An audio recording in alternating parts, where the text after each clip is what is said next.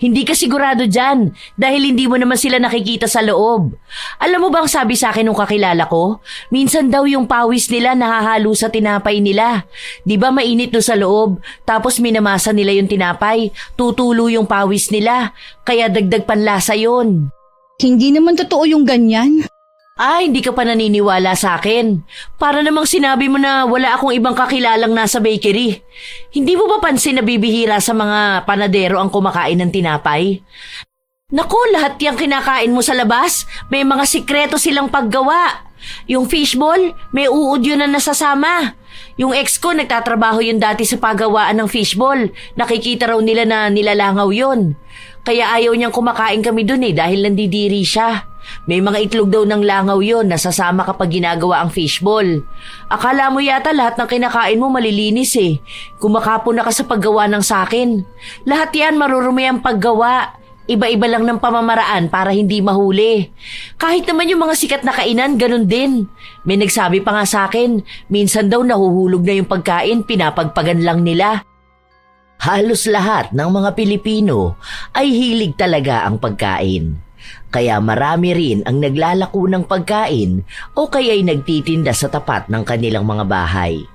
Pang-almusal man yan o pang-merienda. Pero paano kung ang taong pinagbibilhan mo ang magdadala ng sakit sa'yo dahil sa labis niyang kadugyutan?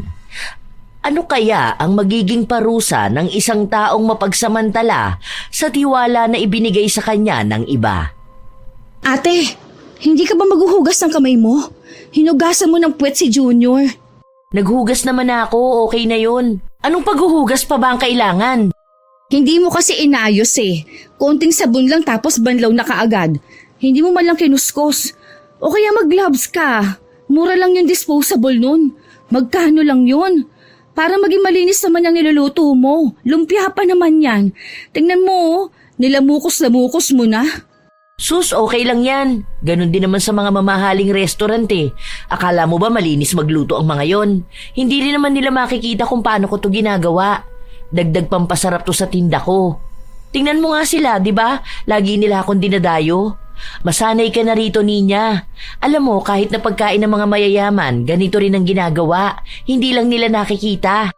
Hindi ba? Kasi sa amin, doon sa probinsya, maayos naman kami mag-prepare ng pagkain. Saka kapag ganyan, hindi talaga kami humahawa kung saan-saan. Nakakadiri kaya yan. Ikaw ba, kakain ka ng ganyan? Hindi ka kikita sa negosyo mo kung ang dami mong kaartehan. Kung kaartehan ang pagiging malinis, sige ayos lang matawag na maarte. Hindi naman porke hindi nila nakikita kung paano mo hinanda yung pagkain. Hindi mo na rin aayusin. Ate, hindi naman yan libre. Binibili nila yan. Ibig sabihin nun, kasama sa binabayaran nila ang kalinisan ng kinakain nila. Kahapon nakita ko, hindi mo hinugasan yung pinaggamitan mo ng lutuan mo ng sopas. May mga ipis kaya yun kagabi. Hinugasan ko naman yun, kaso iniipis pa rin dyan sa kusina mo. Oh, hinugasan mo na pala bakit ko pa huhugasan? Saka sinalang naman sa mainit yung kaserola. Ibig sabihin namatay na ang germs. Kaya ito kapag niluto ko to mamamatay na rin ang germs. Kaya huwag ka na mag-overthink ha. Hindi naman ikaw ang kakain. Kung kakain man tayo nito, ano naman, totoo naman talaga na wala na tong germs. Saka hindi tayo mayaman dito para mag-inarte ha. Kung gusto mo, bumalik ka doon sa probinsya. Doon ka na lang kina nanay. O sige, ang dami mong satsat. Iprito mo na to. Gagawa pa ako ng suka. Alam mo naman ng mga tao, mamaya lang nandito na yung mga yan magtatanong kung anong merienda. Napapailing na lamang si Ninya sa ginagawa ng kanyang kapatid. Matagal ng tindera ng pagkain si Marivic. Nakapwesto siya sa tapat ng kanilang bahay kung saan may nakalatag lang na lamesa. Wala nang asawa si Marivic habang ang 4 na taong gulang niyang anak ay kasama niya. Dahil nais na maghanap ng trabaho ni Ninya sa syudad, nagpasya siyang makitira muna sa bahay ng kanyang ate. Hanggat wala pa siyang napapasukan, nais niya sanang tulungan ito sa pagbebenta para kahit na wala siyang ambag sa bahay, hindi nakakahiya. Pero hindi niya rin kinakaya ang itsura ng kusina at kung paano nagluluto ang kanyang ate. Pero kahit na anong sabihin niya, hindi naman ito nakikinig sa kanya dahil nakasanayan na ito ni Marivic. Hindi rin naman alam ng mga taong bumibili sa kanya. Sa katunayan, masarap naman magluto si Marivic, kaya binabalik-balikan siya.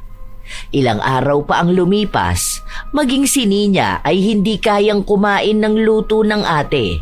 Pero si Marivic at anak nito ay walang kaarte-arte. Naku Nina, kainin mo na yan. Huwag ka magsayang ng pagkain. Tandaan mo, mahirap lang tayo rito ha. Huwag mo nalang isipin kung paano yan niluto. Kung yun man ang problema mo, na hindi ko naman nakikita na problema. Ayoko ate, bibili lang ako ng Milo kahit yun na lang ang ulamin ko. Ay, bahala ka sa buhay mo. Tingnan mo, sa ngayon lang yan. Kapag nagtagal ka na, masisikmura mo rin yan. Hindi ka naman mamamatay dyan. Kumakain ka nga ng kinilaw eh. Iba naman yun ate. Anong iba dun? Hilaw nga na isda yun na binabad lang sa suka. Yun ang ew. Nakita ko kung paano mo niluto to eh. Kinagatan na nga ng pusa yung hotdog, tapos isinama mo pa. Hindi mo nalang hinayaan na kainin, total nahulog naman na. Diyos ko naman, Ninya. Alam mo ba kung gaano kamahal ang gastusin ngayon? Kung akala mo ako lang ang ganyan magluto, aba, hindi mo nakikita ang ginagawa ng iba? So ano, porket ginagawa nila, gagayahin mo na? Oo na, naiintindihan na kita. Ganyan ka magsalita dahil naninibago ka pa. Gets kita, huwag ka mag-alala. Alam ko rin na darating ang araw na maiintindihan mo ko kung bakit ko ba ginagawa to. Wala ka pa kasing responsibilidad sa buhay, kaya akala mo ganun lang kadali ang lahat. Kapag nagnenegosyo ka na, malalaman mo rin kung bakit ko to ginagawa. Kung mahal na pala ang bilihin, bakit hindi ka nalang magtaas ng presyo? Tapos saka ka bumili ng maayos na gamit para sa pagluluto mo. Tapos linisan mo tong kusina mo. Ilang beses ko na itong nilinisan eh. Kaso ang dami pa ring ipis. Dapat tapalan mo yung mga butas sa ilalim. Tapos may mga binabayaran ata para magtanggal ng mga ipis. Para maging malinis lang tong kusina mo ate. Gastos na naman? Kita mong maliit na nga lang ang nagiging tubo ko sa pagbebenta tapos puro pagastos dito sa bahay. Hindi ko na kailangan magdagdag pa ng ganyang babayaran. Mura lang yun ate. Sige, ikaw muna ang magbayad. Tapos kapag pasok ko dito sa trabaho ko at nakasahod na ako, babayaran kita. Para naman to sa mga taong bumibili sa'yo. Kasi sa totoo lang, akong naawa sa kanila eh. Siyempre, hindi ko naman pwedeng sabihin kung anong ginagawa mo dahil baka ikaw naman ang masira. Ay, wag mo talagang susubukan na gawin yan, sinasabi ko sa'yo. Mag-aaway tayo kapag ako nawala ng benta. Kaya nga tinutulungan kita, di ba? Dahil baka malaman nila, ano na lang sasabihin nila sa'yo? Wala ba ni isa sa mga kapitbahay mong nakapasok na sa kusina? Hindi naman ako nagpapapasok. Ay, bahala ka dyan. Saka mo gawin yung mga naiisip mo kapag may pera ka na. Hindi yung sakin mo ipapasagot. Pinapagulong ko na nga lang yung puhunan ko eh. Yung iba panay din utang sa akin, hindi naman nagbabayad. Hayaan mo sila. Kapag nagtaas ako ng presyo, magrereklamo yung mga yan. Kilala ko sila. Kahit na anong pilit ni Nina sa kanyang kapatid, hindi siya pinakinggan nito. Ilang araw pa ang nakalipas. Nagkaroon na ng trabaho ang dalaga sa isang patahian, kung saan kilala rin ang kanyang ate. Bumibili pala ang mga yon kay Marivic. Malapit lang naman ang bahay nila sa lugar kung saan nagtatrabaho si Nina. Be, kung sakali, bukas makakadala ka kaya ng pangmeryenda rito. Hindi ko po alam kung anong oras magluluto si ate. Ubusan ng mga tinda ng ate mo eh. Paano kaya kung magpa-order ka rin dito? Para hindi na tayo lalabas kung sakali man. Kayo ba, gusto niyo ba ng merienda bukas? Order na lang tayo sa ate ni Nina. Sige po, sabihan niyo nilang ako. Sandali, magtatanong ako kay ate kung anong iluluto niya bukas. Pero kung sakali man na marami kayo mag-order, baka magluto na lang yun. O sige, send ka sa GC.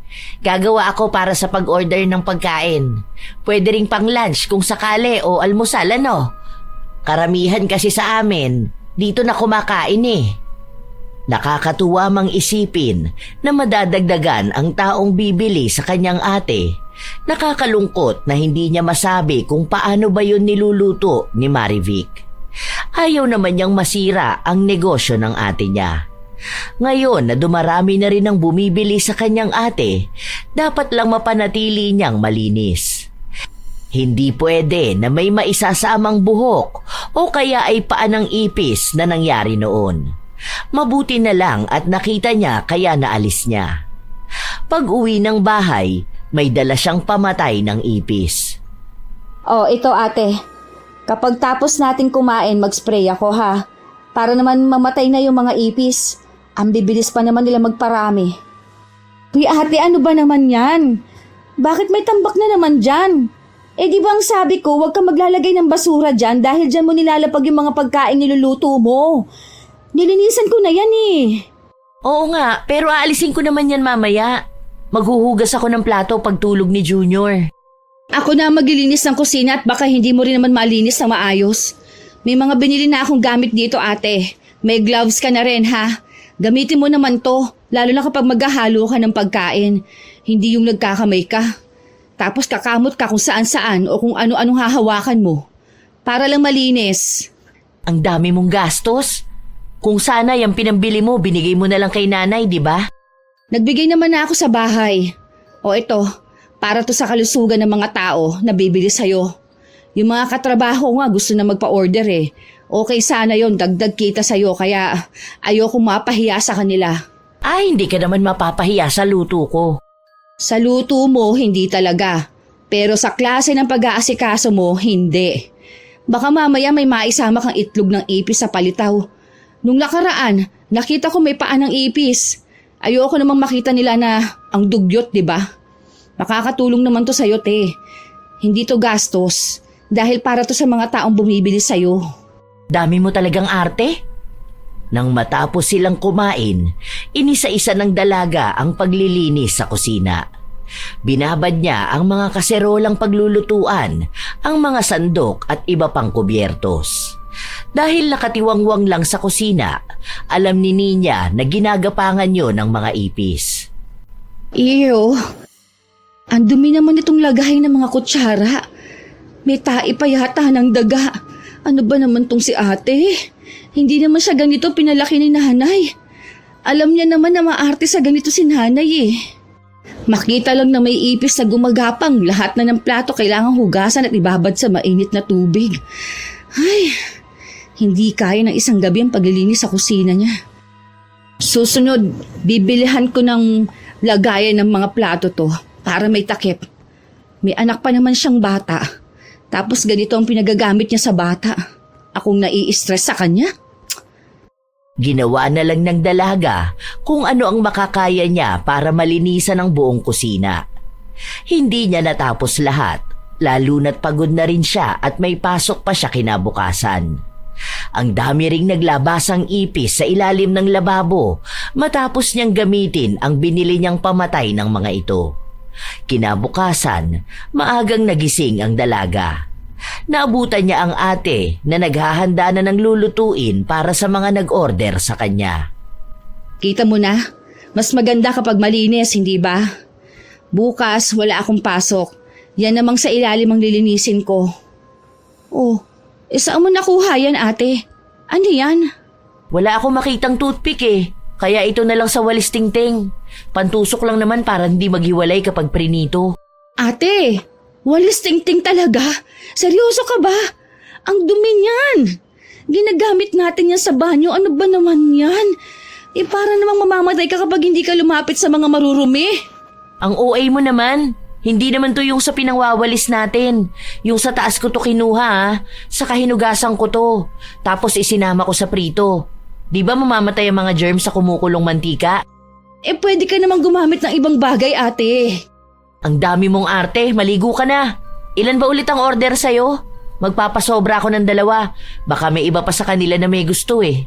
Tapos chat mo ko kung ilan ang mag-o-order ng merienda mamaya. Magluluto ako ng bilo-bilo. Yung maayos naman ate. Huwag mo lamutakin yung bilo-bilo. Yung alam mong malinis na kayang kainin. Kaya namang kainin ah. Ako nga nakakain ko eh. Ikaw lang naman ang puno ng kaartehan. Akala mo naman kasi pinanganak kang mayaman. Para namang hindi ka kumain ng lupa nung nasa probinsya tayo. Naku, kung iiwas ka sa germs, baka maging sakitin ka. Ay, nai-stress ako sa'yo. Hindi na alam ng dalaga kung paano pa nga ba niya pagsasabihan ang kapatid. Kung hindi naman ito nakikinig sa kanya. Mas pinipili pa rin kung ano ang gusto kahit na hindi naman tama. Ilang araw pa ang nakalipas, palagi na lang pagod si Nina, lalo na kapag tambak ang tinatahi niya. Kaya hindi na siya nakakapaglinis sa kusina. Dahil doon, naulit na naman na dumami ang mga ipis.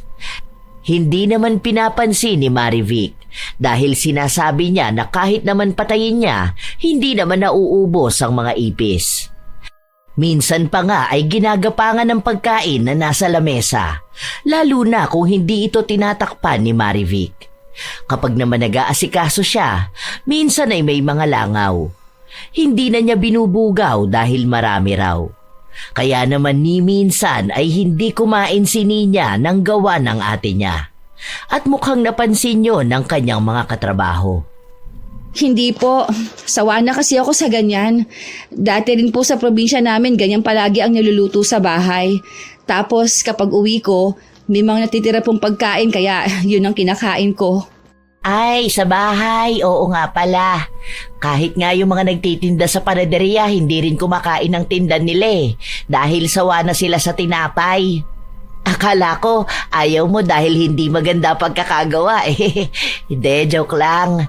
Matagal na akong bumibili ng merienda sa ate mo. Lalo na kapag lumpia ang ginagawa niya. Naku, ang sarap kasi ng lasa Minsan lang may buhok. Sabi ko nga po kay ate na mag-hairnet siya. Meron naman po. Kasi minsan hindi na iiwasan na may pumuslit Understandable naman. Kahit nga sa ibang kainan minsan may buhok Medyo nakakadiri lang pero inaalis ko na lang tapos kakainin ulit. Sayang masarap din naman kasi. Tapos ang sarap-sarap pa ng pagkakagawa ng suka. Ay oo nga pala, natanong mo na ba ang ate mo kung nagpapa-order siya ng suka? Bibili sana ako. Yung asawa ko kasi mahilig sa sausawan. Ay, yon ang hindi ko nasabi ate. Minsan kasi pagka-uwi pagod na ako Hindi na nga ako nakakakain. Pagpalit ng damit, tulog na agad. Chat mo na lang siya. 2 sana order ko kasi bibigay ko sa biyenan ko yung isa. Sige ate, wait lang. Pakunwaring nagpadala ng mensahe ang dalaga sa kanyang kapatid.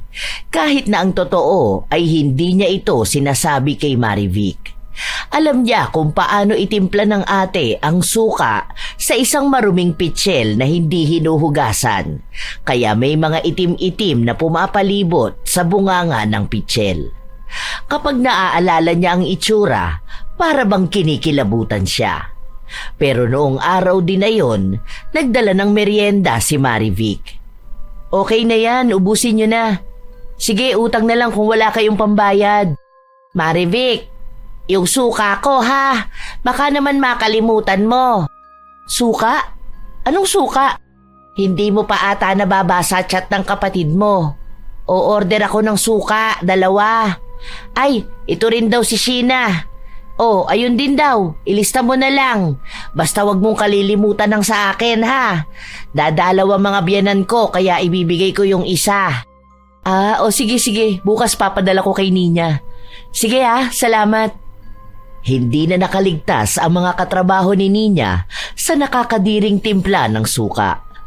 Nang makauwi na ang dalaga, naabutan niya ang kanyang ate na nagtitimpla na ng suka. May 4 na bote na siyang nagawa. Habang ang 3 pa ay itinitimpla pa. Wala ka naman chat sa akin. Hindi ka nag-chat no? Sayang tong pa-order na suka. Hindi ko naman alam na gusto nila. Hindi naman sa ayaw ko silang bumili. Bala ko sana na bibili muna ng bagong paghahaluan niyang suka. Tapos imbudo na rin. Tingnan mo nga yung bunganga na imbudo mo. Kulay pula yan pero ngayon nangingitim na.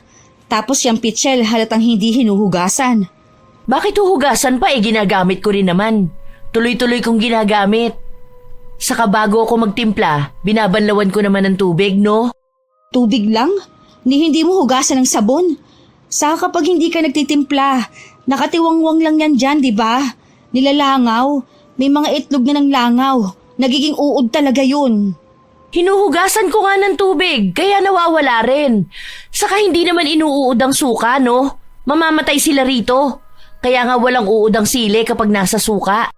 Bumili ka na lang muna ng bago mong timplahan. Magkano lang yun?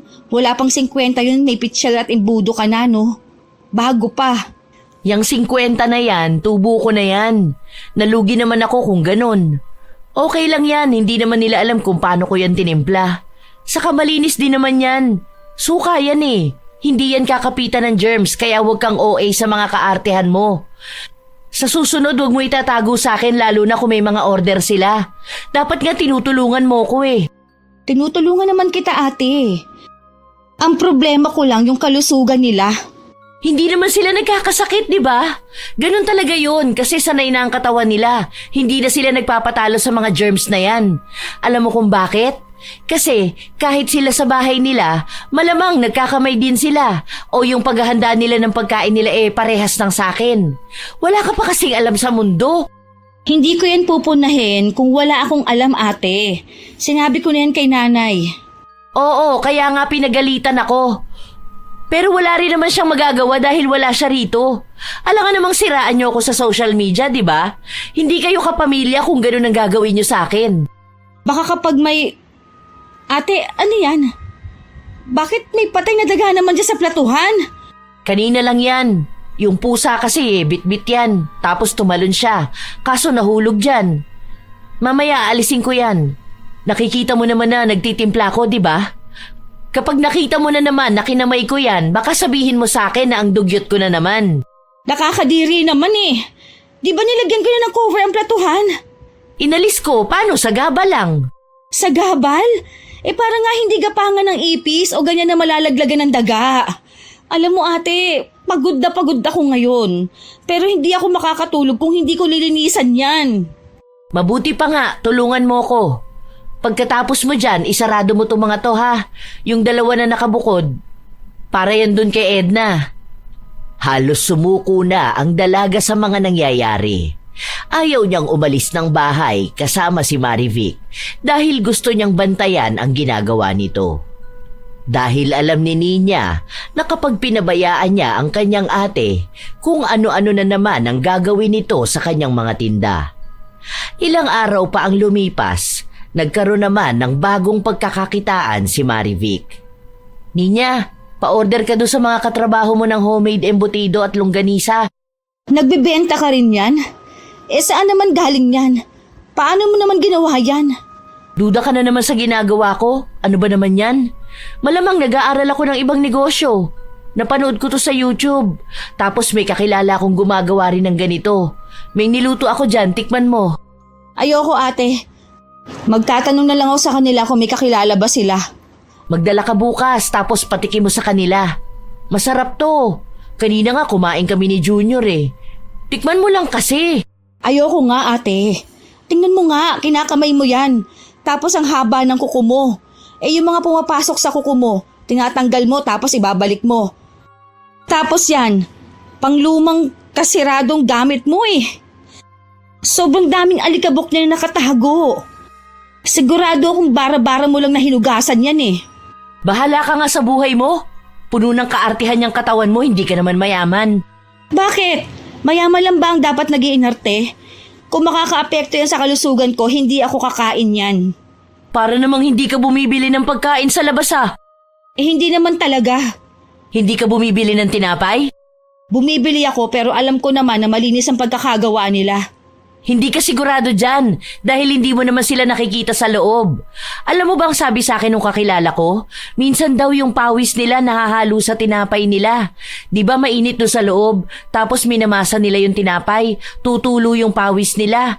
Kaya dagdag panlasa yon. Hindi naman totoo yung ganyan. Hindi ka pa naniniwala sa akin. Para namang sinabi mo na wala akong ibang kakilalang nasa bakery. Hindi mo ba pansin na bibihira sa mga panadero ang kumakain ng tinapay? Naku, lahat yung kinakain mo sa labas, may mga sikreto silang paggawa.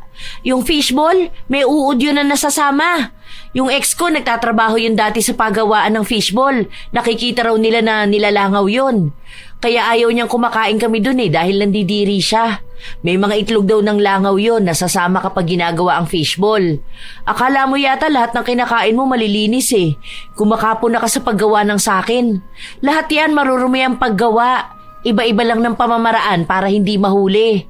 Kahit naman yung mga sikat na kainan, ganun din. May nagsabi pa nga sa akin, minsan daw nahuhulog na yung pagkain, pinapagpagan lang nila. Iba naman kasi yung mga ganun, ate. Ano naman ang pagkakaiba nun sa ginagawa ko? Mga negosyante kami. Alam mo ang tawag doon? Diskarte.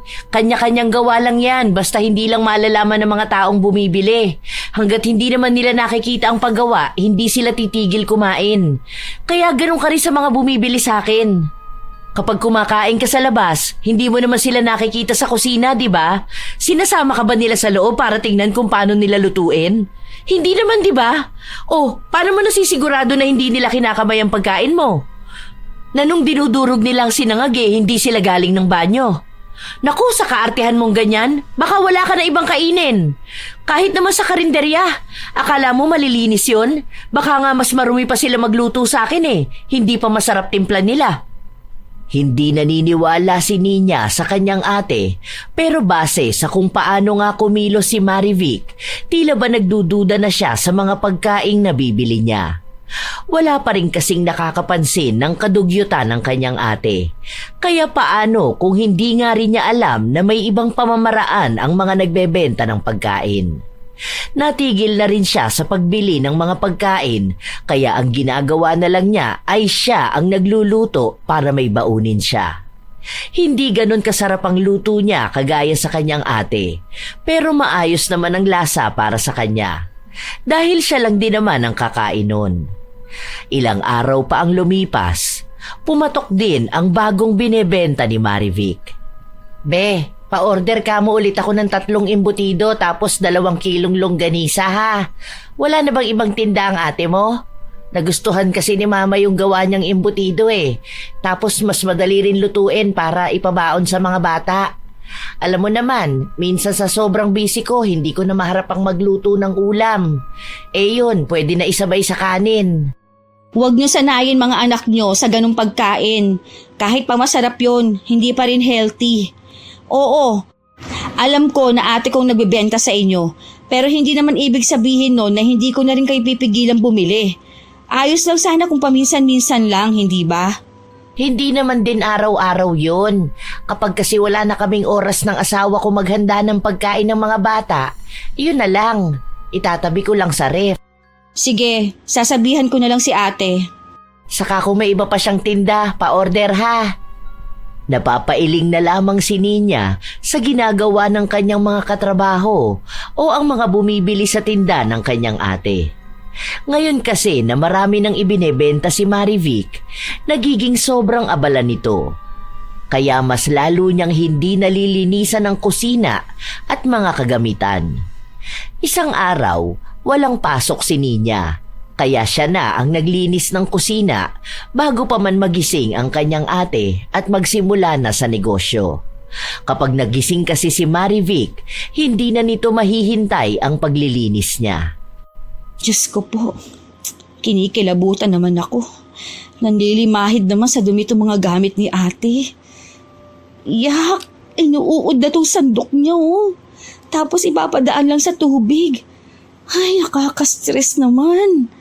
Kawawa naman talaga mga makakakain nito. Hindi malang iniisip ni ate na pati anak niya pwedeng magkasakit sa ginagawa niyang ganito O ito pa, tinapalan ko na nga para wala nang makadaang daga Ayan na naman, ang daming tae ng daga. Sinasarili na lamang ng dalaga ang inis na nararamdaman. Pinadali niya ang paglilinis. Binabad niya ang mga lagayan at binanlian din ang mga ito. Sinigurado niyang malinis ang gagamitin ng kanyang ate. Pati itong mga gamit niya sa panimpla hindi man lang takpan, Diyos ko naman. Itong asing nakatiwangwang. Paano kung umihi ditong daga? Ako magkakasakit sa mga nakikita ko Panigurado nito sa loob ng ref ang daming kalat. Mas lalo siyang nawindang matapos na makita ang ilang mga lumang pagkain na hindi inaalis ng kanyang ate. Itinapon niya ang mga yon. Halos maduwal siya sa pandidiri. Ilang sandali pa ay pumasok sa kusina si Marivic. Anong nangyayari sa'yo? Ang dumi ng... Ang dumi ng ref! Hindi ko kinakaya! Hindi naman yan marumi. Hindi! Tingnan mo nga! Mga nabubulok na to mga to! Itong patatas, wag na to! Tingnan mo nga ang kulay, nakakalason pa naman to. Para namang hindi mo to alam, ate. Tinuro na sa atin to noon ni tatay eh. Ah, oo. Hindi ko naman din yan ginagamit. Magluluto sana ako niya nung nakaraan kaso nakalimutan ko na. Natabunan na pala dyan. Paraan ako, magluluto na ako ng macaroni spaghetti. O ano yan? Giniling, malamang. Bakit nakalagay dyan? Pinakuluan ko kahapon bago ko ilagay sa ref. Papakuluan ko na lang ulit ngayon. Hindi na kumibo ang dalaga. Nagpatuloy lang siya sa kanyang paglilinis hanggang sa lumipas ang ilang sandali, nakaamoy siya ng tila bulok. Noong una, akala niya'y galing sa basura pero napagtanto niya rin na ito ang nilalaga ng kanyang ate. Ang baho naman, ate. Hindi pa ba sira yan? Baka naman sumakit ang tiyan nila. Hindi yan. Kaya nga pinapakuluan ko maigi para walang matirang lasa. Saan mo yan nabili? Sira na talaga yan, wag na yan. Ipakain mo na nga lang yan sa aso. Ate, maawa ka naman sa mga bibili ng pagkain sa'yo. Paano kung ipakain nila yan sa mga anak nila? Baka naman ma-ospital sila at magkasakit. Itapon mo na yan, ate. Ano? Ang mahal-mahal ng bilihin ngayon tapos gusto mong itapon ko yan? Binigay lang yan sa akin, saka pwede pa naman yan, no? Nung nakaraan ganyan din naman yung ginamit ko. Pang-apat na pakulo ko naman na yan.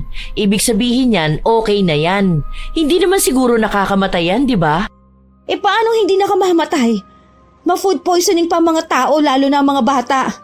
Hindi naman na food poisoning si Junior. Wala yan, okay lang yan. Kung nababahuan ka, lumabas ka na lang muna. Magluluto ako dahil mamaya may magtatanong na sa akin kung anong benta kong almusal. Oh, nasan yung garapon dito? Yung lalagyan ng magic sarap. Wala na, nilinis ko na, tinapon ko. Ha? Bakit mo naman tinapon? Alam mong ginagamit ko yung panluto. Ang dami pa nun ah. Hindi na yun pwede, ate. Nagtutubig na tapos ang dumi. May maliit na ipis akong nakita. Bumili ka na lang ng bago. Sa susunod, ate, kapag natapos mo ng gamitan, takpan mo naman. Alam mo naman na ang daming peste dito sa loob ng kusina mo eh. Ano ba naman yan, Ninya? Alam mo ang mahal ng bilihin ngayon, nag-aaksaya ka pa talaga? Ang dami pa nun eh. Magagamit pa naman yun. Mas mahal ang magpa-ospital kung magkakasakit dahil sa ginagawa mo. Awa na lang sa mga taong yun, ate. Mahihirap lang kamo tayo. Kaya paano ma-afford ng mga tao magpa-ospital? Mas malala pa niyan kapag nalaman nila na dahil sa'yo, baka pagbayarin ka. Isa pa, kapag nagkataon na may magtingin dito sa bahay, tapos nakita nilang ganito kadugyot, aba, baka makulong ka pa, ate. Ano, kapag nagnenegosyo ang tao, ikukulong nila? Hindi naman basta sa ganun lang, ate. Ang hirap mo naman pagsabihan, oh. Nakakaano ka naman na dyan? Ang tinutukoy ko, babagsak ka talaga kapag may inspection dito. Lalo na't hindi malinis ang lugar na pinaglulutuan mo. Hindi naman yan basta lang negosyo, ate. May buhay na nakasalalay dyan sa ginagawa mo. Hindi yung sa pagiging maarte. Dahil baka pagmulan pa ng malalang sakit yung ginagawa mo. Tingnan mo, ginagapangan ng ipis, iniihian ng daga, tapos iniitlugan ng langaw. Tapos ano, ang gagawin mo lang, kakaukawan lang ng tubig. Ano yun? Hindi ka maghuhugas ng kamay mo tapos lalamutakin mo yung pagkain. Tapos ang rason mo lang, pinapakuluan naman. Hindi, porket pinakukuluan ng pagkain, ate, magiging safe na ha. Pwede rin yung maging dahilan para magkaroon ng bulate mga bata. Yang anak mo, malamang yan meron na yung bulate. Kaya hanggat hindi pa huli ang lahat, hanggat wala pang napapahamak, itigil mo na yan, ate. Kung gusto mo talaga magnegosyo, sige, go lang basta alam mong malinis ang lugar mo. Huwag mo nang ikatwira na gano'n ang ginagawa ng iba, kaya ayaw mong maiba sa kanila. Kasi, ate, hindi lahat ng negosyante ganyan sa'yo. Dahil meron ding mga nagtitinda ng pagkain na malinis ang paggawa. Hanggat may bumibili sa akin, magnenegosyo ko. Ano ba? Naiinggit ka ba sa akin? Dahil ako nasa bahay lang may negosyo, tapos may mga bumibili? Habang ikaw nagtatrabaho lang sa patahian at isang araw sa isang linggo lang magpapahinga? Kung gusto mo, pwede namang dalawa tayo ang magnegosyo, di ba? Hirap kasi sa'yo kapag naiinggit ka, ang dami mong napupuna. Ate, hindi lang yan basta pagpuna. Tingnan mo rin mismo ang paligid mo. Tatanungin ko sana kung ikaw bang nasa kalagayan ng mga customer, okay sa'yo na kumain kung ganito kadumi ang ginagawa sa pagkain mo. Kaso naalala ko, oo nga pala, ayos lang sa'yo. Dahil ikaw naman din mismo ang kumakain ng karumihan mo. Oh, mukha naman yatang nasagot na ang tanong mo. Baka pwedeng hayaan mo na ako magluto. Anong oras na oh? Tumabi ka na dyan, ang dami mong nirereklamo. Kahit naman anong sabihin ng dalaga, hindi niya rin naman mababago ang pag-iisip ng kanyang ate. Maging ang mga taong bumibili sa kanya. Dahil pansin pa rin ni Ninya na talagang tinatangkilik ang benta ng kanyang ate. Minsan, nakakarinig siya ng mga bata o matatanda na nagluloko ang tiyan pero hindi yun sinisisi sa kinain nilang luto ni Marivic. Hindi tuloy alam ng dalaga kung paano pa niya mapipilit ang ate na maging responsable naman sa kusina. Ayaw niyang isumbong sa mas nakatataas dahil naaawa rin naman siya. Mag-isa lang tinataguyod ni Marivic ang anak. Hindi naman nagsusustento ang ama ng bata. Nagbibigay naman si Ninya sa bahay, lalo na sa bayad sa kuryente. Pero kung sakali na makasuhan ng kanyang ate, maaaring magbayad ito ng mas malaking danyos. O kung malala pa, ay makulong. Kung mangyayari yun, sino na lamang ang mag-aalaga sa anak nito? Kaya ang naiisip na lang niya, mapilit ang ate na maging maayos sa kanyang mga gamit. Ilang araw pa ang nakalipas, nadagdagan na naman ang binebenta ni Marivic. Pati siomay ay naisama na niya sa listahan. Ate, ito na yung order mo siomay tapos embutido. Yun! Salamat, be! Ang sipag ng ate mo, ano? Grabe, ang dami niyang nagagawa sa isang araw. Tapos may inaalagaan pa siyang anak. Buti hindi siya nahihirapan. Bakit kaya hindi ka nalang sumama sa ate mo na magnegosyo? Alam mo, sa lakas ng business niya ngayon, pwede nyo na yan i-post online. Kumbaga, maghanap kayo ng mga reseller. Mabababigay nyo sa kanila tapos sila na lang bahala magpatong. Masarap pa naman gumawa ang ate mo. Kuhang-kuha niya yung timpla na gusto ko. May magic ata ang ate mo eh. Alam mo ba, nung nakaraan, bumili yung asawa ko sa katrabaho niya ng longganisa. Naku, hindi masarap. Masyadong mabawang tapos puro harina lang. Hindi tulad sa ate mo, malaman na. Tapos ang sarap talaga. Puro na lang ang sarap, ano? Wala akong hilig sa ganyan, ate. Gusto ko talaga itong sa tahi-tahi eh.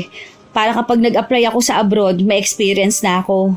Ay, oo nga pala, balak mo mga ibang bansa. Oo, okay na rin yan. Pero sabihin mo sa ate mo na huwag niyang titigilan ng paggawa ng masarap na pagkain, ha? Oo, sige po. Hindi naman talaga maikakaila na masipag si Marivic. Alam ito ng kanyang kapatid.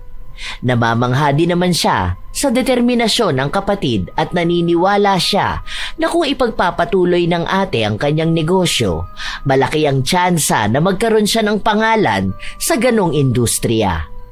Ang kinakatakot lang ng dalaga ay kapag may ibang nakaalam ng sikreto ng kanyang ate, maaari itong magamit laban sa kanya. Pero paano nga ba niya pangangaralan ito kung wala namang laban ng kanyang mga salita? Ilang araw pa ang nakalipas, hindi nakapasok sa trabaho si Edna. Ang akala ni Ninya, normal na pangyayari lang yon na baka may kailangan siyang gawin. Pero nalaman niya na isinugod sa ospital ang anak nito dahil sa labis na pananakit ng tiyan. Nang marinig niya yon, kinabahan na agad ang dalaga. Hindi na siya mapakali dahil iniisip niya na maaaring may kinalaman ang binili nitong ulam. Nang makauwi na si Ninya, agad niyang kinausap ang kapatid. Doon niya nalaman na 3 bata na ang naisugod sa ospital dahil sa siomay na gawa niya. Ate, baka mamaya niya may pumuntang pulis dito. Hindi na nga ako magbebenta ng siomay, di ba? Subok lang naman. Hindi ko alam anong nangyari eh. Sila lang naman ang sumakit ang tiyan. Ako nga hindi eh. O kahit si Junior. Meron din yung ibang mga bata at nakakain. Baka naman may iba silang nakain o may ibang nangyari sa kanila. Ate, alam naman nating dalawa na ikaw talagang may kasalanan nun. Tigilan mo na yan muna. Tingnan mo nga oh. Ayan, nakakalat na naman ang mga sandok mo. Naku talaga ate. Hay, tumigil ka na. Huwag ka na mag-overthink ha. Okay na ang lahat. Hindi naman ako makukulong dahil wala namang magtuturo sa akin. Pwede ko naman sabihin na baka iba ang ginawa ng anak nila. Bakit? Sa pagkain lang ba pwedeng magkasakit ang isang tao? Ha? Ang tigas na ulo mo talaga. Mas matanda ka naman sana sa akin eh. Pero hindi ka naman makausap ng maayos. Ano ba naman yun? Inis na si Ninya sa ginagawa ng kanyang ate. Alam niyang hindi niya ito basta mapipigilan, kaya dapat mag-isip siya ng ibang paraan. 2 araw pa ang nakalipas, saka lang ulit pumasok sa trabaho si Edna, pero halata sa kanya ang pagod at may bit-bit na problema. Ate, ayos ka lang ba? Parang kanina ka pa dyan tuliro ah. Kumusta na ba ang anak mo? Nagloloko pa nga rin ng tiyan niya hanggang ngayon. Nag-aalala ako dahil kasama niya lang sa bahay yung pinsan niya. Nagsuka nga raw ngayon. Hala, kawawa naman. Hindi ka ba pwedeng mag-leave muna? O kaya uwi ka na muna, di ba? Para sana maalagaan mong anak mo. May iniinom ba siyang gamot ngayon? May iniinom naman siya, kaso minsan talaga bigla na lang sumusumpong. Hindi ko na nga alam ang gagawin ko eh. Hindi rin namin alam kung ano bang nakain niya, pero ang sabi, baka marumi ang proseso ng pagkakagawa. Yung anak ko na yon mahilig magkakain sa labas. Nai-stress na ako. Yung pinsan niya rin, ganyan. Pero yon 2 araw lang naman nagtae. Sa kanya, na-ospital na ng ilang araw.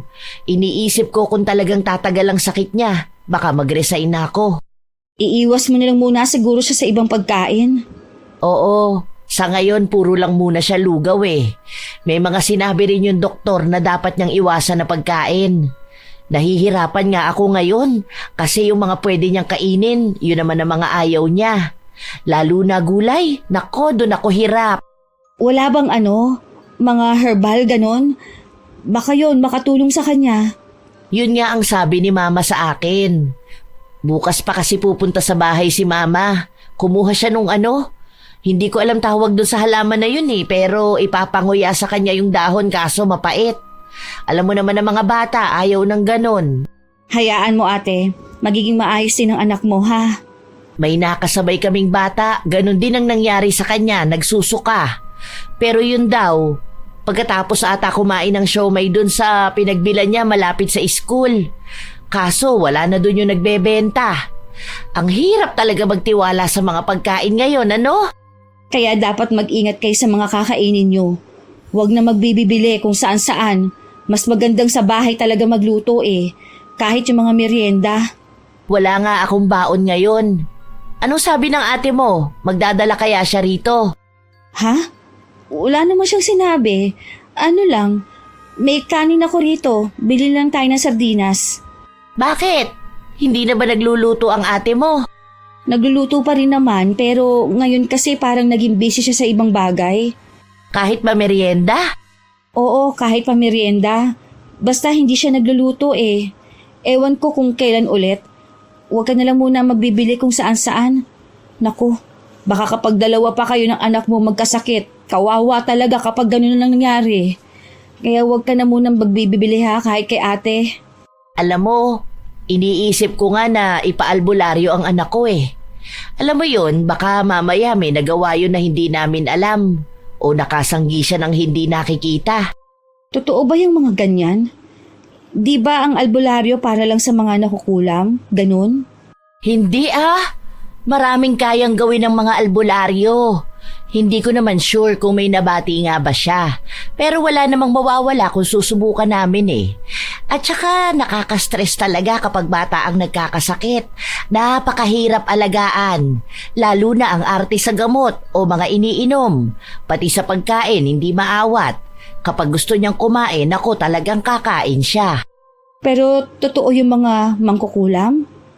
Alam mo, galing akong probinsya pero hindi ako naniniwala sa mga ganyan. Sa amin, meron naman doon sikat na mangkukulam. Ang daming dumadayo sa kanya.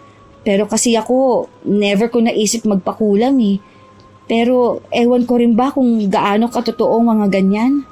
Oo naman, hindi ko pa rin naman naranasan magpakulam pero kasi alam ko totoo yung ganun. Tita ko nga pinakulam noon. Talagang sobrang sakit daw ng tiyan niya. Alam mo yung parang may mga tumutusok na karayom sa kanya? Ganun daw yung pakiramdam. Oh, meron naman nun sa syudad. Di ba sa mga probinsya lang yun? Wala rin kasi ako napagtanungan yan dito eh. Alam ko kasi mga tao rito hindi naniniwala sa ganyan. Hindi meron na noon, ano ka ba? Sa Quiapo pa lang, ang dami na eh. Meron din ako kilala, taga Cubao. Pati dito meron naman. Diyan, sa Baclaran. Saan banda? O bakit? Magpapakulam ka ba? Hindi naman. Curious lang ako. Hindi ko kasi alam na pag-ala-gala lang pala ngayon ng mga mangkukulam eh. Tapos nandito pala sa syudad, no? Dati kasi talaga nagtatago pa yan sila. Dahil kapag nahuli sila, susunugin sila. Wala siyang pwesto pero kada umaga makikita mo yun. Mukha siyang pulubi na namamalimos pero kapag tinanong mo siya, marunong yun. Kasi dati, naalala ko, may kasama ako nagpunta sa kanya. Dati kasi dyan ako nag-work sa Double Dragon bago ako mabuntis nun. Yung katrabaho ko, niloko siya ng jowa niya. Tapos ayun, may nagsuggest sa kanya na pumunta nga raw siya sa mangkukulam na yon. Kapag umaga, doon siya nakapwesto malapit sa simbahan. Hindi ko na lang alam ngayon kung andoon pa siya, ha? Ayos pala yun. Sa katunayan, alam ng dalaga kung bakit may nabubuong plano sa kanya. At ang plano na yon ay ipakulam ang kanyang ate. Bata pa lamang sila, alam na niyang masama ang magpakulam. Lalo na siyang lumaki sa probinsya. Kahit na hindi siya naniniwala sa ganon, ilang beses na silang pinangaralan ng kanilang mga magulang. At kahit pa ng kanilang lola, na wag silang lalapit sa itim na kapangyarihan dahil masama yun. Malaki daw ang magiging kapalit sa kanilang kaluluwa. Pero alam din naman ni Ninya na hindi naman magiging malala ang kanyang parusa kung hindi naman niya ipapapatay ang ipapakulam niya. Noong wala siyang pasok sa trabaho, sinubukan niyang puntahan ang matandang tinutukoy ni Edna. Ang dami namang matatandang pulubi rito. Sino kaya rito? Ang weird naman kung tatanungin ko kung mangkukulam sila, di ba? Baka mamaya mapahiya pa ako. Baka ma-scam din ako. Hindi ko man lang tinanong kung anong itsura. May isang matandang lumapit sa kanya at nagtanong kung gusto niyang magpahula. At sa hindi niya mawaring dahilan, itinanong niya kung marunong ba itong mangulam. At sinabi naman ng matanda na marunong nga siya. At yun na lang ang kinapitan ng dalaga. Ibinigay niya ang buhok ng kanyang ate at ang klase ng kulam na gusto niyang gawin dito. Pinaliwanag niya rin ang dahilan kung bakit nais niyang wag masyadong lalaan ang ipapagawa sa kanya. Kasunod naman nun ay sinabi rin sa kanya na huwag niyang papapuntahin sa ospital ang ipapakulam niya dahil doon ito mamamatay, lalo na kapag naturukan na siya ng gamot sa katawan. Tinandaan niyong mabuti ni Ninya dahil malaki ang responsibilidad niya sa anumang mangyayari sa kanyang kapatid. Konsensya rin ang dadalaw sa kanya sa oras na mapahamak ito. Pag-uwi niya ng bahay, naabutan niyang maayos pa naman ang kanyang ate. Nagbabalot ito ng embutido na ginawa niya. Gumala ka? Sino kasama mo? O baka nakipag-date ka? Oo, gumala ako. Pero mag-isa lang ako. Bumili lang din ako nitong spray sa ipis. Ubus na kasi eh. Para sa susunod, kapag may oras ako, maglilinis ako ng kusina. Alam mo ba yung nangyari sa anak ni Ate Edna? Huwag ka na muna magbenta sa kanya, ha? Sinabi mo sa kanila na hindi na ako nagluluto? Nagulat ako nagchat sa akin si Carolina. Bakit daw hindi na ako nagdadala sa kanila? Kasi ang sabi mo hindi na ako nagluluto. Bakit naman gano'n na sinabi mo sa kanya? Alam mo naman na hindi ako tumitigil sa pagluluto, di ba? Lalo na kung may order naman sila. Ang dami mo namang sinasayang na order. Ate, ayoko lang na mamagaya sila sa anak ni Ate Edna. Alam mo ba na hanggang ngayon nagsusuka pa rin yung bata? Malakas ang pakiramdam ko na dahil sa dumi ng paggawa mo doon sa nakain niya eh. Meron na rin akong mga nabalitaan ngayon na nasusugod sa ospital. Hindi kaya yung nagsusukat tae. Lalo na doon sa mga bata pa talaga. Arte lang ng tiyan nila yun sa una. Pero masasanay din naman sila kapag nagtagal. Tingnan mo nga ako. Nakita mo ba na nanakit ang tiyan ko? Tibayan lang talaga yan ng sikmura. Hindi ako magtataka kapag may pulis na kakatok sa bahay dahil nagreklamo na sila sa pagkain mo. Kung may reklamo sila, hindi tatagal ng ganito ang negosyo ko, ha? Kaya huwag ka na dyan mag-overthink. Walang pulis na kakatok. Tuloy ang negosyo ko. Maraming may gusto ng luto ko. Hindi ko naman problema ang luto mo, ate. Ang sinasabi ko kung paano ka magluto. Yang gamit mo. Yang paligid mo.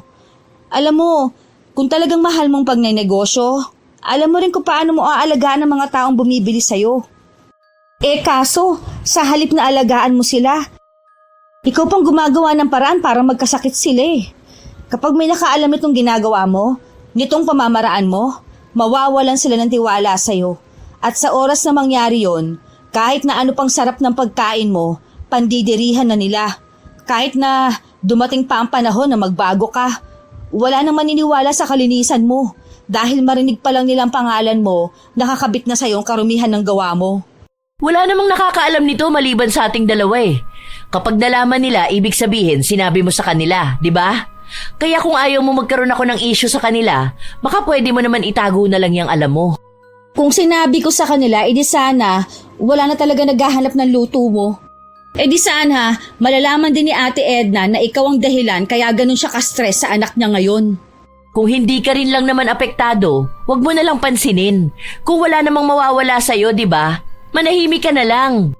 Ate, hindi ibig sabihin na hindi ako apektado, hindi na ako magsasalita para sa mga taong apektado. Kasi akong naaawa sa kanila eh. Gusto lang nilang kumain. Nagbabayad sila ng tama base sa hinihingi mo. Tapos ang kakainin nila, may malaking kapalit sa kalusugan nila. Alam kong malalaman mo lang ang mali sa ginagawa mo kapag ikaw na mismo ang apektado. Hindi pa alam ng dalaga kung kailan ba eepekto ang kulam na pinagawa niya para sa kapatid. Kinabukasan, maagang nagising si Nina dahil ginigising siya ng kanyang pamangkin. Hindi niya alam kung anong nais nitong sabihin sa kanya. Pero alam niya na maaaring may nangyayaring masama kay Marivic. At tama nga siya. Naabutan niya ang kapatid na nasa kusina at nagsusuka. Ate, ano nangyayari sa'yo? Okay ka lang ba? Hindi nga eh. Ang sakit ng tiyan ko. Grabe.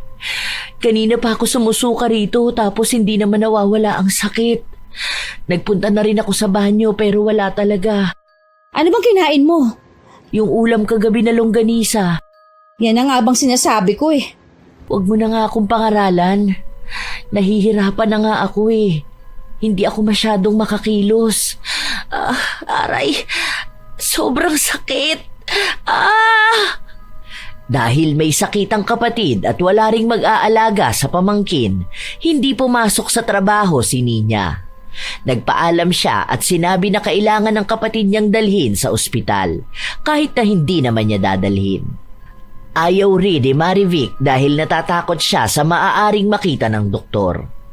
Dahil sa sama ng pakiramdam ni Marivic, hindi siya nakagawa ng para sa negosyo.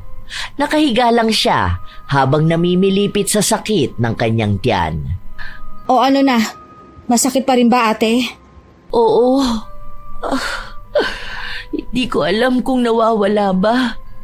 Basta, kanina medyo masakit lang tapos ngayon bigla siyang kumulo na parang gutom. Tapos ayan, atake na naman ang sakit. Nautot naman na ako eh. Nagbawas na rin ako pero wala talagang nangyayari. Sobrang sakit pa rin. Pero wag mo akong dadalhin sa ospital ha. Alam mo naman na takot ako. Ano? Ganyan na lang ba? Titiisin mo na lang yan? Baka bukas pwede na ulit ako makatayo. Baka maayos na ako, no? Malay mo ngayon lang to. Kailangan ko lang sigurong magpahinga. Tapos na ako maglinis ng kusina. Maayos na. Wala na yung mga dumi. Ang dami kong tinapon. Kasama na yung laman ng ref. Yung mga bulok na karne. Ano ba naman yan, Nina? Ang sakit! Ano? Manghihinayang ka pa rin ba sa mga yun?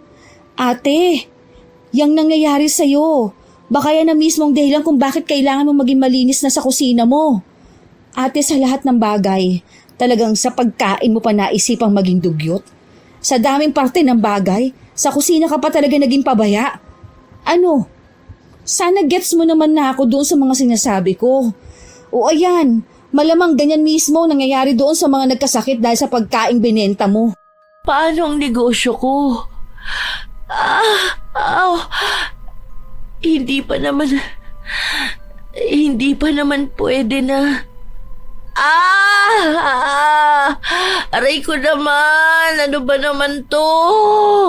Hindi mo na kaya, ate. Huwag mong pilitin ang sarili mo, ha? Hayaan mo. Kapag naging maayos ka na, saka ka bumalik sa pagluluto. Ililipat ko mga gamit sa kusina kasi patatapalan ko yung mga butas para wala ng mga ipis na maglalabas-pasok dito. Tapos yung mga lumang kaserola, itinapon ko na rin pala, saka yung mga bulok mong gamit.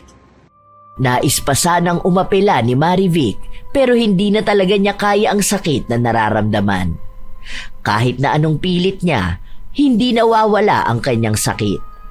Halos umiiyak na rin siya sa tuwing may kung anong namimilipit mula sa kanyang tiyan. Nakakakain pa naman siya pero hindi ganong karami dahil inaalalayan niya rin ang kanyang tiyan. Dahil sa nangyayari sa kanya, malaki ang naging epekto sa trabaho ni Nina. Hindi niya kasi pwedeng basta iwan ang kanyang ate, lalo pat dalawa lang sila ng 4 na taong gulang nitong anak ang nasa bahay. Isa rin sa kanyang inaalala ay baka may magdala sa kapatid niya sa ospital. Sigurado ka ba na magre-resign ka na? Pwede ka naman ata mag-leave kung sakali. Oo, ate. Hindi ko kasi pwedeng pabayaan si ate eh. Hindi ko rin naman kasi alam kung hanggang kailan siya ganun. Nakakahiya naman dito dahil matatambakan kayo ng trabaho. Kawawa rin siya, ano? Ano kaya yung naging sakit na ganyan? Pasalamat na nga lang ako sa Diyos na gumaling na rin ang anak ko. Alam mo ba, muntik na rin ako mag-resign. Baka may virus na kumakalat, no? Hindi ko alam, ate. Basta ang alam ko lang, dapat nag-iingat palagi sa kinakain. Sige po, aalis na ako ha. Baka umiiyak na naman si ate sa bahay. Katulad ng iniisip ng dalaga, umiiyak nga ang kanyang ate nung nakauwi na siya. Hindi na raw kasi tumigil ang paghapdi ng kanyang tiyan. Maya't maya na rin siyang nasa banyo. Minsan sumusuka rin siya. Baka sa mukha niyang hirap na hirap siya. Nagbabalat din ang kanyang mga labi. Malamlam ang mga mata at namumutla. Hindi ko na talaga kaya to, Nina. Alam mo, kanina nung sumuka ko, akala ko mamamatay na ako. Sobrang hapdi ng tiyan ko. Wala akong maisuka kaya ang asim ng lalamunan ko. Tapos kulo ang tiyan ko. Sobrang sakit talaga. Sobrang nanghihina ako. Dito na lang ako sa bahay para may bantay ka. Para may mag-alaga na rin kay Junior. Anong pagkakakitaan natin? Pwede naman ako magluto. Hindi nga lang kasing sarap ng luto mo. Pero kapag mga merienda, okay na yon. May natutunan naman ako kay nanay eh. Lalo na kapag mga kakanin o puto. Malaking tulong na rin yon. Dahil magkakapera tayo kung magkakabenta ako. Sana gumaling na ako. Hindi ako sanay na nandito lang ako sa bahay tapos walang ibang ginagawa. Habang nag-uusap ang magkapatid, may ilang beses na kumatok sa kanilang pinto. Nang buksan yun ni Nina, may 2 pulis at 2 babae na hindi naman nila kilala. Sinabi ng mga pulis na may reklamo silang natanggap, na ang pagkain daw ni Marivic ang dahilan kung bakit may mga nagkakasakit. May ipinakita silang papel para makita ang itsura ng kusina. Hindi naman natakot ang dalaga na ipakita ang kusina nila dahil malinis yun. Wala na ang mga bulok na pagkain. Wala na rin ang mga bulok na gamit.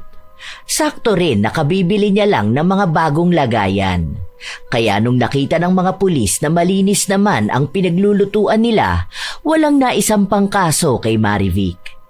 Nang makaalis na ang mga nagtingin ng kanilang kusina, pumasok na sa loob ng kwarto si Nina. Anong nangyayari? Sino yung mga yun? May bisita ba tayo? Mga katrabaho mo ba? O kung may bibili sana ng pagkain? Mga pulis, ate. May mga nagrereklamo raw na nagkakasakit sila dahil sa pagkain niluluto mo. Buti na lang, wala silang nakita na kahit na ano sa kusina natin. Kita mo na yon? Sabi sa'yo darating ang araw na may magrereklamo sa'yo. Ganyan din mismo ang nararamdaman nila. Masakit ang tiyan. Paano naman mangyayari yun hindi naman ganun dati. Baka naman may virus na nangyayari ngayon sa Pilipinas. Tapos isisisi lang nila sa akin. Ako lang ba ang nagbenta ng pagkain sa kanila? Ate, kahit na anong gawin mo, hindi lulusot yung mga sinasabi mo. Alam mo, kung sakali na hindi ko pa nalinis ang kusina, tapos ikaw pa ang nandun, tapos naabutan nila na ganon, nakakarimaharim na itsura, ay ewan ko. Kung hindi ka nila basta lang damputin. Hindi mo pa rin ba talaga gets ha, ate? Ano bang tingin mo? Kasi hindi ko naman talaga alam kung anong nangyayari. Tama naman ang sinabi ko na hindi ko kasalanan Baka sa akin na lang sinisi. Hindi natin sigurado kung sino ba talaga ang may kasalanan nung sa iba. Pero alam ko ate na alam mo na may mali ka rin. Ano, hindi mo pa rin ba tatanggapin? Gusto mo rin bang danasin ng anak mo yung ganyan sa nararamdaman mo? Kasi kung yan ang nararamdaman ng iba, baka malaki ang tsansa kapag pinagpatuloy mo magluto sa dugyot na kusina, hindi malabo na pati si Junior daranas din ng ganyan. Kasi matagal ko naman ang ginagawa yun. Hindi ibig sabihin na matagal mo nang ginagawa, yun na ang tama. Kahit na ilang taon pa yan, kung mali talaga, mali talaga. Hindi mo pwedeng gawing palusot ang nakasanayan na kahit na mali. Kasi naman, ang mahal naman ng bilihin. Para namang hindi mo alam. Ano namang kinalaman nun sa kalinisan? Hindi naman apektado ng presyo ng bilihin ng pagiging malinis mo sa kusina. Ano nangyari sa'yo, ate? Samantalang dati, nung nasa bahay ka, ikaw pang palaging nagagalit kapag makalat ang kusina. Ayaw mong may mga nakatiwangwang. O tapos dito sa bahay mo, nagulat ako. Wala ka ng pakialam kahit na naggagapangan ng mga ipis. Tapos tuwan-tuwa ka pa na nagnenegosyo ka. Hindi mo alam ang laki ng epekto ng ginagawa mo sa kalusugan ng ibang tao. Hindi lang sa matatanda ha, pati sa mga bata. Hindi ko rin alam kung anong nangyari. Naaalala ko lang, simula nung nagkaroon ako ng asawa at anak, hindi na ako nagkaroon ng oras sa paglilinis sa kusina. Tapos nung naghiwalay kami ng asawa ko, mas lalong hindi ko kinayang maglinis. Parang hirap na hirap akong maghabol ng oras. Ang alam ko lang, basta makapagluto ako, okay na yun. Inaayos ko naman ang lasa. Pinapakuluan ko naman talaga. Lagi akong naghahabol ng oras. Kaya kapag naglinis pa ako, parang malaking oras ang masasayang sa akin. Yung oras sana na yun, gagamitin ko pa para sa iba pang negosyo. Naiintindihan ko ang pangangailangan mo para sa anak mo, ate. Na gusto mong todo kayod para sa kanya at sa kinabukasan niya. Wala namang masama sana kung ganun Kaso, sa kahahabol mo ng oras, kinabukasan naman ng ibang nasira. Alam ko naman ang mga pinagsasasabi mo sa akin noon Naiintindihan kita. Kahit naman ako nandidiri kapag nakikita ko pero minsan, hindi ko na yun napapansin. Kasi ate, sa totoo lang, gusto kitang suportahan dyan sa negosyo mo. Kaya nga gusto kong magpunta ng abroad para makatulong ako sa'yo na magpatayo ng maliit na kainan. Kasi sa totoo lang, ang daming may gusto ng luto mo Kahit naman sa probinsya natin, hindi ko nga magaya-gaya ang timpla mo. Kaya ayokong masira ka sa kanila. Dahil ang mga customer mo mag-aangat sa'yo o ang magbabagsak din sa'yo. At sa oras na bumagsak ka, hindi ka na nila maibabangon. Malaking kasiraan ang kadugyutan, ate, dahil kamumuhian ka ng lahat. Tama ka naman. Kaya, sorry kung ako ang ate mo pero ako pa ngayon ang matigas ang ulo, ha? Pagpasensyahan mo na ako.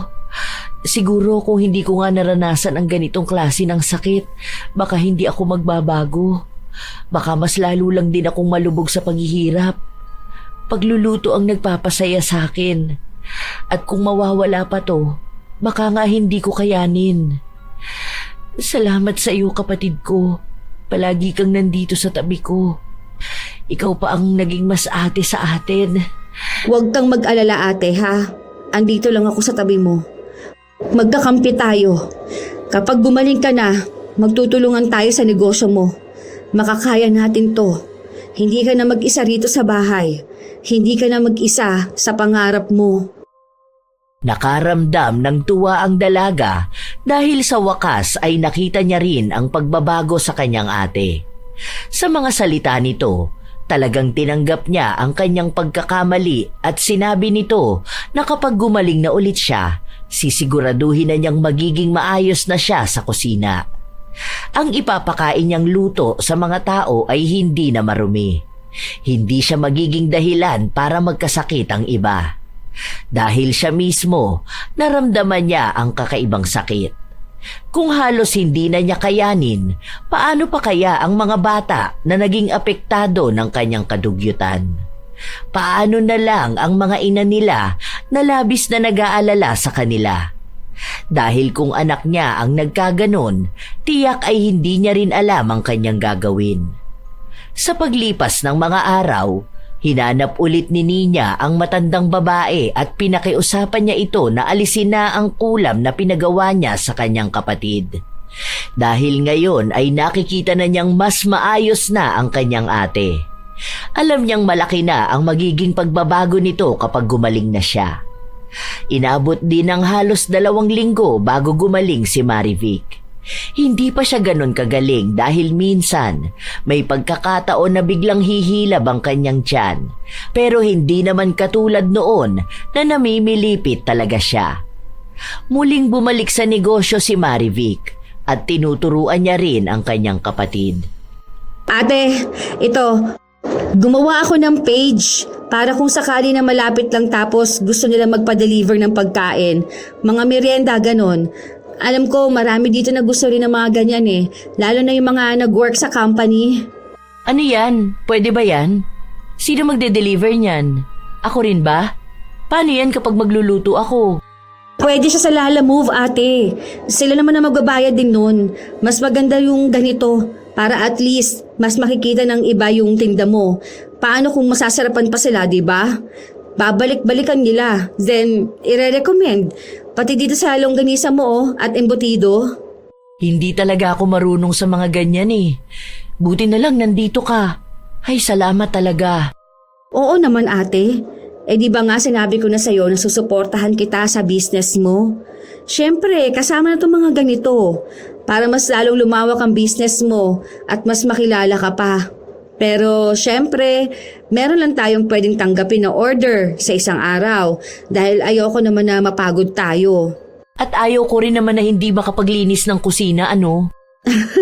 Oo naman, dahil aawayin talaga kita kapag ginawa mo na naman yun. Naku, ayoko ma-stress sa mga ipis ha. Buti na lang wala na sila ngayon. Natakot na ata sa akin. Oo, ikaw ba naman ang kalaban ng maruming kusina eh? Tara na, magmerienda na muna tayo. May niluto ako dyan. O kakain ka na niyan, di ba? Hindi na yan katulad noon.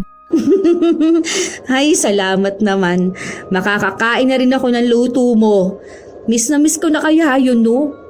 Alam mo bang nung nasa bahay pa ako, sabi ko kina nanay, tataba ako rito dahil nga panay ako kain. Alam naman nila na kapag ikaw ang nagluto, wala akong ibang gagawin kundi ang lumamon. Medyo na-diet ka lang nung una, ano? Okay, sige. Patatabain kita dito sa bahay. Talagang kakain tayo hanggat may makakain. Masaya na si Nina sa naging pagbabago ng kanyang ate. Bumalik na ang Marivic na kilala niya.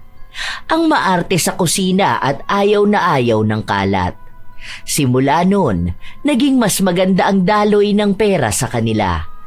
Hindi na nagtrabaho sa ibang bansa si Nina dahil naging katuwang na siya ng kanyang ate sa lumalaki nitong negosyo.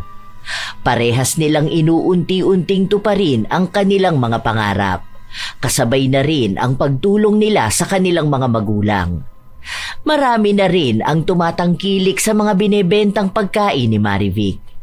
May mga iba na nagdududa sa kalinisan ng paghahanda ng pagkain, pero sa pagkakataon na ito ay kaya ng patunayan ni Marivic na maayos na niyang iniluluto ang mga pagkain. Mula sa malinis na kagamitan hanggang sa maayos na mga rekado. Sinisigurado niyang dekalidad ang bawat binebenta niya. Nakikita rin naman ng mga tao ang kalinisan niya, kaya mas lalo siyang dinaragsa. Maging si Ninya ay natuto na ring magluto. Yun lang naman ang nais ni Ninya. Itinago niya rin sa kahit na sino ang sikreto niyang pagpapakulam sa kanyang ate. Alam naman niyang masama yun, pero naroon pa rin ang tuwa na kung hindi niya ginawa yun sa kapatid, marahil ay hanggang sa kasalukuyan, nababalot pa rin ng dumi ang lugar na pinaglulutuan nito. Masisira ang kanyang pangalan at hindi sana magiging ganon karami ang magtitiwala at magmamahal sa kanyang pagluluto. Alam naman nating lahat na minsan hindi naman malilinis ang mga pagkaing nabibili natin sa kanto o sa kung saan man. Pero dahil ugali ng mga Pilipino ang pagtangkilik sa pagkain, tila ba nakakaligtaan na ring tignan ang kalinisan. May mga tao pa ring hindi isinasaalang-alang ang kalusugan ng mga taong bumibili sa kanila dahil mas mahalaga pa rin sa kanila ang kanilang kikitain. Hindi na iniisip kung saan ba nila inihahanda ang mga pagkaing ibinebenta nila basta't may perang papasok sa kanilang bulsa. May mga lutong ginagawa sa mga kusinang puno ng alikabok, lumilipad na langaw at maruruming kagamitan. Sa halip na linisin muna, mas pinipiling ituloy ang pagluluto kahit halatang hindi ligtas kainin. Hindi lahat ng nagluluto ay tunay na marunong mag-alaga ng pagkain. Sapagkat ang pagluluto ay hindi lang basta pagsasama ng sangkap o paghalo ng lasa. Ito ay isang bagay na nangangailangan ng respeto, hindi lang sa mismong pagkain, kundi sa mga taong kakain nito. Ang tunay na kusinero ay hindi lamang marunong magtimpla, kundi marunong ding magpanatili ng kalinisan. Ngunit sa panahon ngayon, tila ba marami ang nakakalimot sa ganoong prinsipyo. Hindi iniisip ng iba na ang bawat piraso ng karne o bawat patak ng mantika ay maaaring magdala ng sakit kapag hindi iningatan. Ang dumi, kapag nahalo sa pagkain, ay hindi lang basta nakakawalang gana. Ito ay nagiging panganib sa kalusugan ng bawat bibili. Marami ang nagtataka kung bakit may mga bigla na lang nagkakasakit matapos kumain sa labas. Pero kung susuriin, simple lang ang dahilan. Kawalan ng malasakit. Kawalan ng disiplina, lalo na sa kalinisan. Ginagawa ito ng iba hindi dahil sa pangangailangan o dahil sa kakulangan sa pera, kundi dahil wala silang konsensya. Minsan pa, ginagamit nila ang parehong kutsara o kawali nang hindi man lang nililinis. Ipinagpapatuloy nila ang ganitong gawain dahil alam nilang may bibili pa rin dahil mura, dahil mabilis, dahil nakasanayan na ng mga tao. Hindi man lang iniisip na bawat maruming kutsara, malaki ang epekto sa kalusugan ng iba. Ang kalinisan ay hindi dapat ipinagwawalang bahala. Sa bawat kusina, dapat ay may disiplina, sapagkat dito nagsisimula ang tunay na kalidad ng pagkain. Paano mo masasabing masarap ang isang putahe kung ang pinaglutuan nito ay puno ng kalawang o lumang mantika? Paano maipagmamalaki ang iyong niluto kung ang mga kamay mong humawak dito ay hindi man lang hinugasan? Ang totoong masarap na pagkain ay hindi lang nakukuha sa rekado o timpla. Ito ay nasa paraan ng paggalang mo sa mismong proseso ng pagluluto. Tandaan na ang maruming kusina ay isang pagsalamin sa maruming konsensya. Alam ko mga apo na marami sa atin ang hilig talagang bumili ng pagkain sa labas. Wala namang masama doon. Pero dapat tayo rin mismo ay nag-iingat upang hindi tayo magkasakit. At sa mga nagbebenta naman ng pagkain, naway huwag lamang pera ang inyong isipin, kundi maging ang kalagayan ng mga bumibili. Kayo ba mga apo? Nakaranas na ba kayo ng tindera na katulad ni Marivic? Ibahagi niyo rin ang inyong opinyon at natutunan sa ating bagong kwento. Shout out sa ilan sa mga masusugid na tagapakinig ng mga istorya ni Lola Telang. Aries Ray, Lloyd, Lovely, Kim, Ruby at Nads, Lorena Morate, Bingbing Acevedo, Ramona R, Tats 765, Maria Therese Alimios, Jennifer Masangkay ng Oriental Mindoro, Corina Realubit, Mary Ips ng Miyazaki, Japan, Giovanni Divina Gracia at sa kanyang asawa na si Roxanne at sa anak niya na si Gia Dorothy, Gina Monesterial, Nora Datumanong, Jonaline Caronongan, Lilian Del Rosario, Maria Fe Horikiri. Shout out din sa inyo, Nora Mejia, Ruth Ann Migano, Ya Queen, Elgin TV Vlog, Pasiano Guerrero, VIPQW, Gina Lynn Tele, Estela Da Silva, Arlene Torquiza, Hiramini, Desiree Reganit, Rafael Caballero, Cresilda Sotil, Lani Capile, Rebecca Katipay. Maraming salamat sa lagi ninyong pagsubaybay. Phils Valdeabella, June Muhar, Jelana Amanda, Abigail Almendras, Winter Han, 1061, Romina Buado at Angelo Dizon ng Marikina City, Augusto Forte Jr., Jovelyn Medez, Rizo Yu, Tibong Racelis at sa Bindery HP Print, Melinda Aurelia, Corazon Cacalda, Nailen Alaba, Marfel Reyes, Tutsi Roll, Karil Padua, Joseph Apego, Jerry Mukbang ASMR, Romeo Vu, Madel Quadrasal, Mary Grace Vico at sa kanyang mga kasamahan sa trabaho na sina Joe Frank Dejos at John Lloyd Dejos ng Tibalog, Santo Tomas. Ito ang inyong Lola Telang at maraming salamat sa inyong pakikinig mga apo.